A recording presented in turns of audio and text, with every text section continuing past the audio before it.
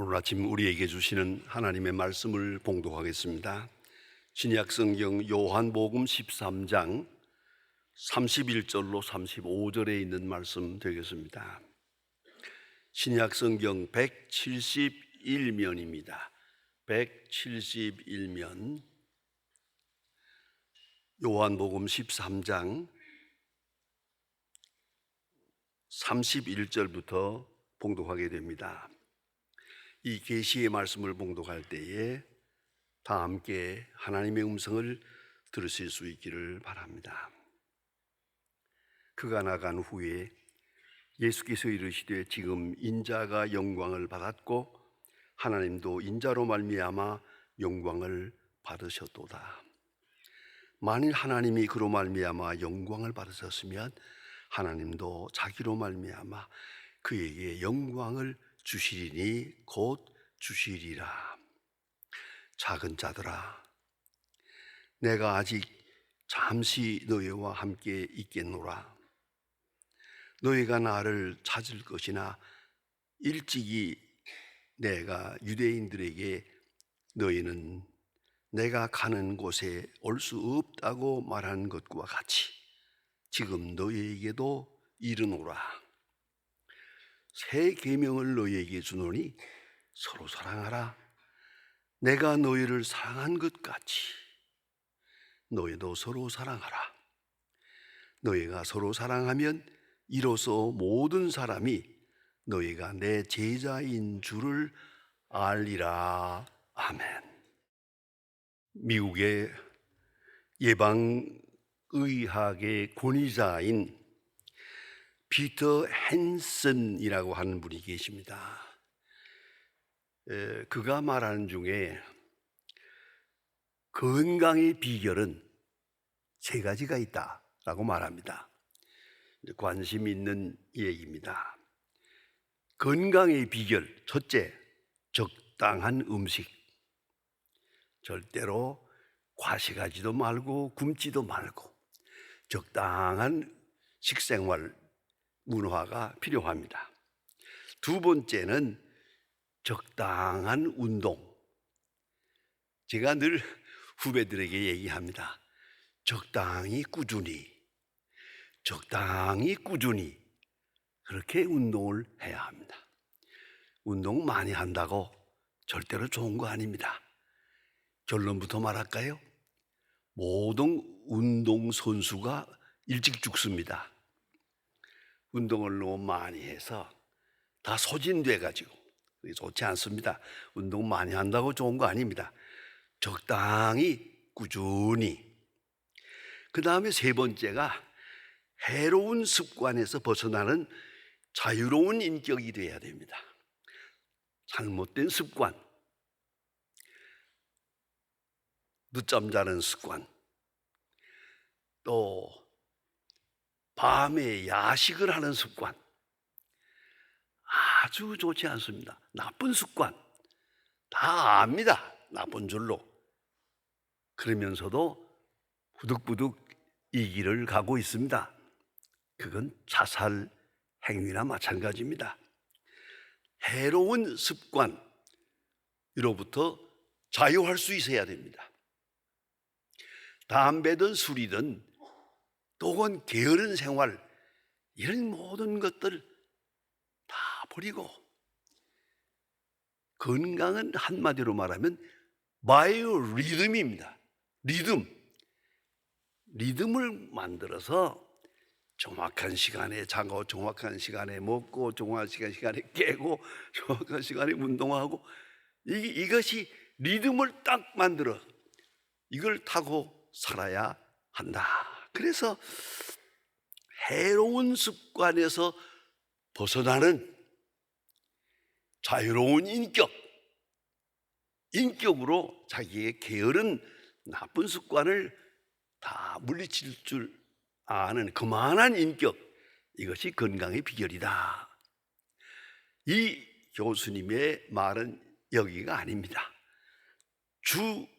주제는 여기에 있습니다. 이 모든 것은 50%뿐 남은 50%는 사랑이다. 건강의 비결은 사랑이다. 이렇게 결론을 지었습니다. 이웃사랑은 도덕성의 문제가 아니라 건강상 문제다. 의학적으로, 과학적으로 그는 이렇게 증명하고 있습니다. 사랑은 생명의 문제입니다.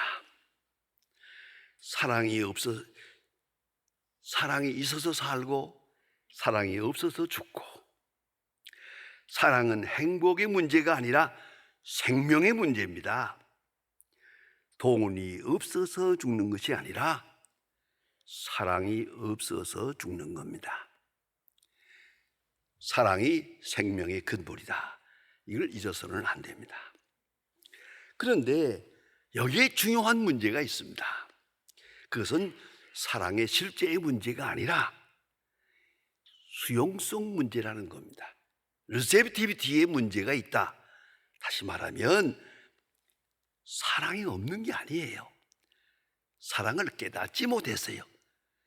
사랑이란 뚜렷하게 눈에 보이는 게 아니죠.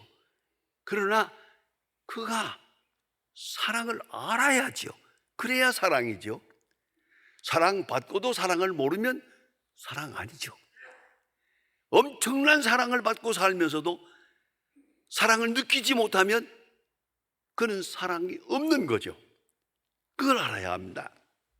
그래서 리셉티비티, 수용성의 문제가 있다. 다시 말하면 첫째는 사랑을 알아야 합니다.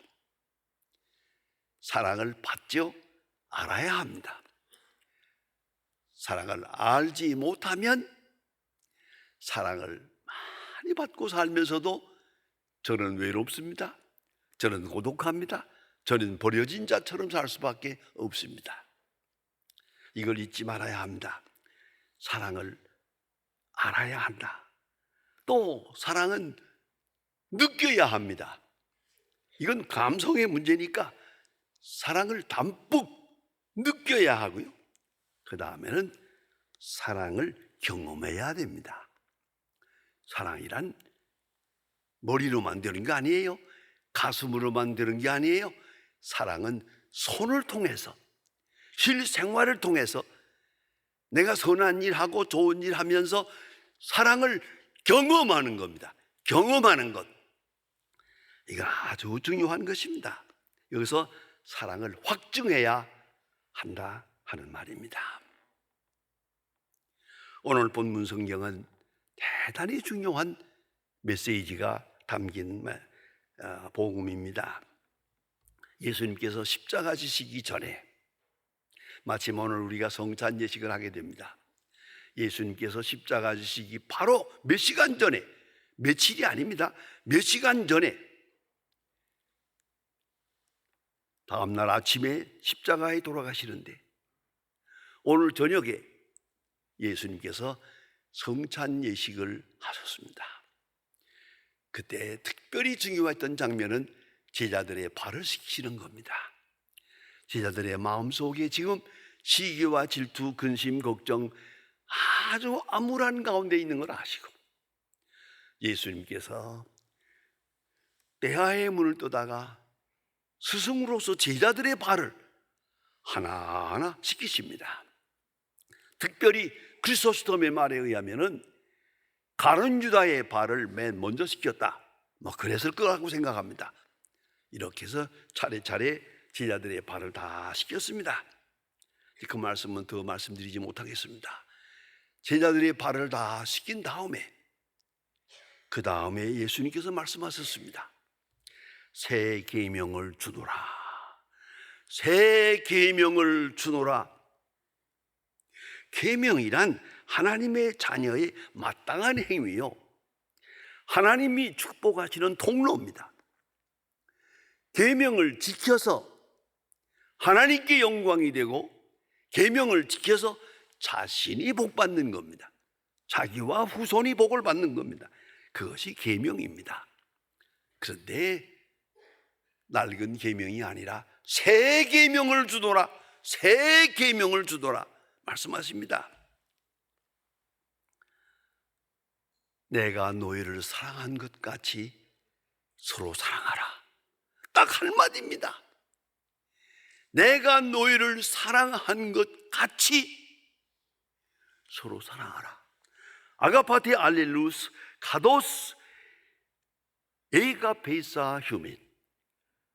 아주 아가파티 알렐루스, 아가페의 사랑을 서로 하라.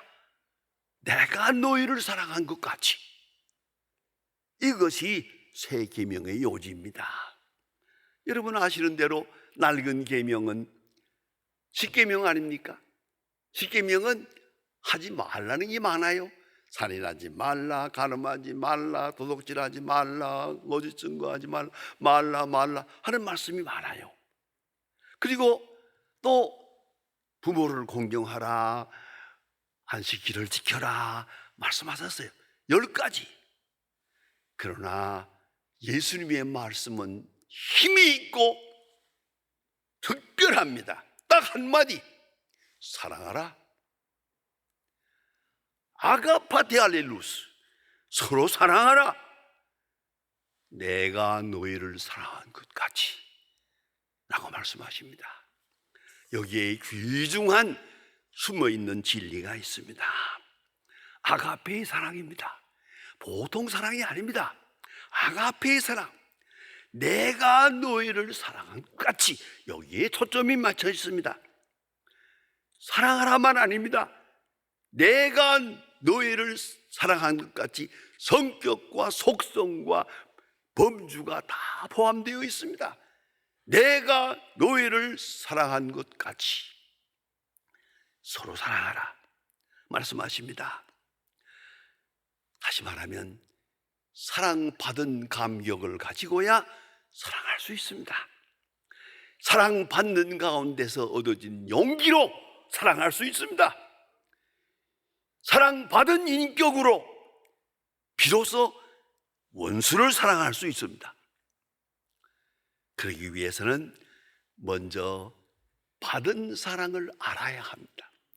내가 어떤 사랑을 받았나, 얼마나 큰 사랑을 받았나, 받은 사랑을 알아야 하고 받은 사랑에 대한 감격이 있어야 됩니다. 눈물이 날 정도로 감격이 있어야 됩니다. 그런가 하면 사랑의 체험이 있어야 합니다. 사랑은 앉아서 느끼기만 할 수 있는 게 아닙니다.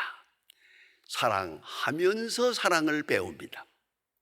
사랑을 실천하면서 사랑을 느낍니다. 엄청난 사랑을 내가 행위로 옮길 때 비로소 내가 받은 사랑을, 받은 사랑의 그 위대함을 깨닫게 되는 것이거든요. 오늘 특별히 이 문제를 놓고 예수님께서 말씀하실 때에 베드로를 상대로 하거든요. 내가 너희를 사랑한 것 같이 너희도 사랑하라. 그 앞에 수지자 베드로가 있거든요. 그 베드로를 중심해서 한번 말씀드리고 싶습니다. 베드로가 받은 사랑, 그는 갈릴리의 어부입니다. 예수님께서 어떤 날 갈릴리 바다 언덕에 나타나서 말씀하십니다. 얘들아 하고, 깊은 데 가서 그물을 던져라. 밤새껏 수고해서 한 마리도 못 잡았어요. 그리고 그물을 씻는 중이에요 지금. 그런데 예수님께서 엉뚱하게 나타나서 깊은 데, 유대 사람들은 알고 있습니다. 어부는 압니다. 옅은 데 가서 잡아야 합니다. 밤중에 잡아야 합니다. 그런데 새벽이 다 밝았고 다 지금 정리하고 있는 이 시간인데 예수님 엉뚱하게 말씀하십니다. 더욱더 한번 생각해 볼 게 있습니다. 베드로는 일생 이 갈릴리 바다에서 산 어부입니다. 어부요, 프로페셔널, 전형적인 어부요. 예수님은 목수입니다. 별로 멀지 않은 곳에 사는 목수입니다. 어쩌면 베드로는 나이가 많고요, 예수님은 젊은 30대입니다. 30대 청년이 언덕 위에서 말씀하십니다. 얘들아, 깊은 데 가서 그물을 던져라. 베드로가 생각했을 겁니다. 자, 이거 모처럼 만난 분인데 말씀하시니 거절하기도 미안하고 해서 그 하는 말이 아주 아리송합니다. 밤새껏 수고하여 한 마리도 잡은 것이 없습니다마는, 그 다음 말이 말씀하시니 그물을 내리리다. 그 말에 괄호하고 딱 하나 써놓으면 좋겠어요. 못 잡을 건 뻔하지만, 내 경험으로는 못 잡을 건 뻔하지만 모처럼 말씀하시니 한번 그물을 내리겠습니다. 내렸어요. 가득 잡았어요. 얼마나 깜짝 놀랐던지 베드로가 예수님 앞에 가서 무릎을 꿇습니다. 나는 죄인이로소이다. 이건 뭡니까? 본래 죄인이죠. 하지만 여기서 말하는 죄인은 불신이에요. 깊은 데 가서 그물을 던져라 할 때 그때 벌써 잡았다, 할렐루야, 그랬어야 되는 건데 못 잡을 줄 알고 그물을 내렸다는 그 불신앙에 대해서 예수님 앞에 가서 무릎을 꿇고 나는 죄인이로소이다, 나를 떠나소서. 그때 예수님 베드로를 꾸짖지 않습니다. 불신을 꾸짖지도 않습니다. 나를 따르라, 사람 낚는 어부가 되게 하리라. 이게 사랑입니다. 불신을 참아 주었습니다. 잘못된 신앙을 알면서도 그를 용서하셨습니다. 그리고 부르서 그 제자를 불러서 수제자를 삼았습니다. 이거 예수님입니다. 그런가 하면 또 어떤 날 예수님께서 물 위로 걸어 올라오십니다. 깜짝 놀랐습니다. 예수님이 물 위로 걸어오는 것을 보고 깜짝 놀란 베드로가 이 적극적인 사람이죠. 주님이 정말 주님이시면 나로 하여금 명해서 물 위로 걸어오라 하소서. 그 장면이 참 묘해요. 예수님께서 그래라, 물 위로 걸어오라. 이거 덤벙 내려서 예수님처럼 물 위로 걸어가는 거예요. 지금 예수님 쪽으로 가는 거예요. 가다가 풍랑이 일어나는 것을 보고 무서워해서요, 신앙이 흔들렸어요. 그때 물속으로 빠져들어갑니다. 예수님께서 잡아 일으키면서 적게 믿는 자여 어찌 의심하느냐. 이것이 사랑입니다. 적게 믿는 자여 어찌 의심하느냐. 손을 잡아 일으켰습니다. 베드로는 그런 사랑을 받았습니다. 그런 사랑을. 그런가 하면 가장 극치적인 클라이막스적인 장면이 있습니다. 예수님께서 체포되어서 재판정에 나가실 때 베드로가 저 뒤에 어성어성 하고 있었습니다. 그러다가 한 사람이 와서 당신이 아무래도 예수님의 제자같이 보이는데 아니라고 부인했습니다. 또 한 사람이 당신 사투리 쓰는 거 보니까 갈릴리 사람인데 당신 예수의 제자가 분명한 것 같아, 아니라고 맹세했습니다. 마지막에 당신이 예수의 제자 같다. 마지막 세 번째는 저주했습니다. 저주했다.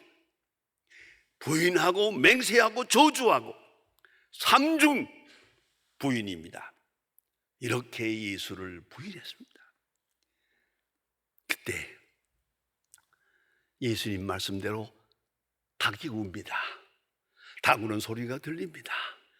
예수님 미리 말씀하시기를 닭 울기 전에 내가 나를 3번 부인하리라 하셨던 말씀이 생각이 나서 밖에 나가서 슬피 울었습니다. 전설대로 말하면 일생 울었습니다. 새벽마다 일생 닭소리가 날 때마다 울었다는 겁니다. 그랬을 거예요. 예수님은 그렇게 베드로를 사랑했습니다. 베드로는 사랑을 받았습니다. 그런데 이 재판 받으시는 그 순간, 베드로가 예수를 모른다고 하는 순간 예수님께서 베드로를 돌아보았습니다. 그 돌아본 장면을 D.L. 무디의 설교에 나옵니다. D.L. 무디가 그런 말을 합니다. 돌아볼 때 베드로와 예수님이 눈이 마주칩니다. 그때 예수님이 눈으로 말씀했다는 겁니다. 이 사람아, 네가 나를 모른다는 것이 사실이냐? 내가 물에 빠졌을 때 내가 건져 주었는데 네가 나를 모른다는 말이 사실이냐? 라고 물었다는 겁니다. 여기에 큰 충격을 받고 밖에 나가서 슬피 울었다 라고 말합니다. 여러분, 베드로는 이러한 사랑을 받았습니다. 그러나 더욱더 놀라운 거 하나 있습니다. 조용한 것 같으나 심각합니다. 예수님이 부활했습니다. 부활하신 예수를 확인했습니다. 여러 번 부활하신 예수님을 만났습니다. 그리고도 베드로가 하는 말입니다. 나는 물고기 잡으러 가노라. 이게 무슨 소리입니까? 어찌 이럴 수 있습니까? 부활의 증인이 되어야지. 물고기 잡으러 가노라. 다른 친구들이 또 줄렁줄렁 따라 나서서 7 제자가 갈릴리로 가서 물고기를 잡습니다. 밤새껏 잡아도 한 마리도 못 잡았습니다. 피곤해 지쳤습니다. 예수님이 나타나셨습니다. 부활하신 예수님이 나타나서 베드로를 향하여 말합니다. 네가 나를 사랑하느냐? 네가 나를 사랑하느냐? 아가파오 메 하고 물습니다. 사랑하느냐? 내 양을 먹이라. 베드로는 겸손한 마음으로 대답합니다. 큐리에 오이다 호티 필로세. 내가 주를 사랑하는 줄 주께서 아시나이다. 예수님 그 다음 얘기를 한마디도 듣지 않고 딱 한마디, 내 양을 먹이라. 이것이 사랑입니다. 내가 주를 사랑합니다라는 말을 확실한 대답도 못하고 있는데 주님은 아가페의 사랑으로 베드로를 덮어버렸어요. 내 양을 먹이라. 이렇게 베드로는 예수님의 사랑을 받았습니다. 그 사랑 속에는 믿음이 있습니다. 신뢰가 있습니다. 그리고 인내가 있습니다. 깊은 이해가 있습니다. 내가 너희를 사랑한 것 같이, 네가 내 사랑을 받은 것 같이 너도 사랑하라. 그리스도께 받은 사랑, 그것을 가지고 사랑하라. 그렇습니다. 받은 사랑이 있으면 주는 사랑은 있게 마련이요. 감격한 사랑이 있으면 사랑의 응답이 있게 마련이요. 학술적으로 말한다면 이니시에이티브요, 주도적 사랑이요, 창조적 사랑입니다. 제 개인적인 간증입니다만은 제가 프린스턴에서 공부할 때 칼 바르트 신학을 한 학기 공부하면서 바르트가 쓴 책을 많이 읽었습니다. 읽다가 딱 한 줄 내 마음을 뜨겁게 한데 거기서 앉아서 울었습니다. God's love does not find its object but creates it. 하나님의 사랑은 대상을 찾으시는 것이 아니라 창조하는 것이다.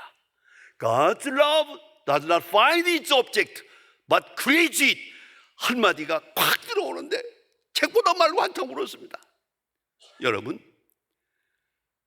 하나님의 사랑은 창조적 사랑입니다. 사랑받을 만한 사람이 못 돼.